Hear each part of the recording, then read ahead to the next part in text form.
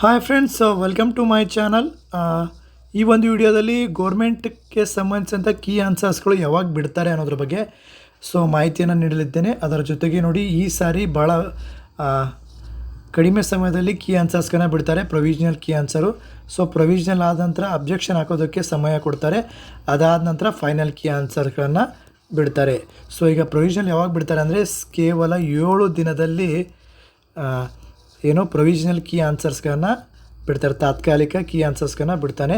ಅದು ಬಿಟ್ಟ ನಂತರ 5 ರಿಂದ 7 ದಿನ ಏನು ಕೊಡ್ತಾನೆ, ಅಬ್ಜೆಕ್ಷನ್ ಹಾಕೋದಕ್ಕೆ ಸಮಯವನ್ನು ಕೊಡ್ತಾನೆ. ಅಬ್ಜೆಕ್ಷನ್ ಹಾಕಬೇಕು ವಿತ್ ಕರೆಕ್ಟ್ ಒಂದು ಪ್ರೂಫ್ಸೊಂದಿಗೆ ನೀವು ಅಬ್ಜೆಕ್ಷನನ್ನು ಹಾಕಬೇಕು, ಏನಾದರೂ ತಪ್ಪು ಆನ್ಸರ್ಸ್ಗಳಿದ್ದರೆ.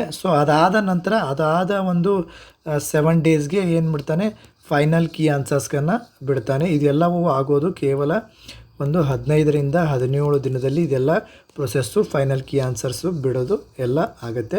ಅದಾದ ನಂತರ ರಿಸಲ್ಟು ಅದು ಸ್ಟಾರ್ಟ್ ಆಗುತ್ತೆ. ಅದರ ಬಗ್ಗೆನೂ ಮಾಹಿತಿ ಕೊಡ್ತೀನಿ. ಪ್ರೆಸೆಂಟು ಇಷ್ಟು ಮಾಹಿತಿ. ಚಾನಲ್ಗೆ ಹೊಸಬರಾಗಿದ್ದರೆ ಚಾನಲ್ನ ಸಬ್ಸ್ಕ್ರೈಬ್ ಮಾಡಿ. All the best. Have a great day friends.